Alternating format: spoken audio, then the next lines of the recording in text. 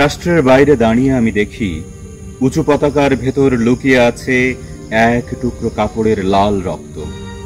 সবুজ মাঠ কেবল বিলবোর্ডের ঘাস, চাষির ঘামে জন্মানো ধান নয়। রাষ্ট্রের বাইরে দাঁড়িয়ে আমি শুনি জাতীয় সঙ্গীত বাজে, অথচ আমার কানে শিশুর কান্না, মায়ের হাহাকার, ভিখারির ভাঙা গলার ডাকেই প্রতিধ্বনি হয়। রাষ্ট্রের বাইরে দাঁড়িয়ে আমি জানি সংবিধান কেবল গ্রন্থাগারে ঘুমানো ধুলো খাওয়া বই।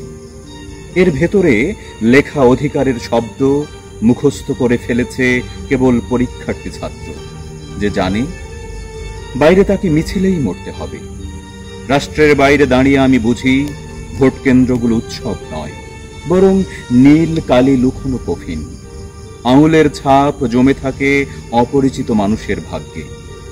রাষ্ট্রের বাইরে দাঁড়িয়ে আমি খুঁজে পাই নাগরিকত্ব কেবল পরিচয়পত্র নয়, বরং রিকশাওয়ালার হাড় ভাঙা ঘাম, শ্রমিকের ভাঙা আঙুল, কৃষকের ফাটা গোড়ালি, আর গার্মেন্টস মেয়েটির চোখে ঝুলে থাকা অসীম ক্লান্তি।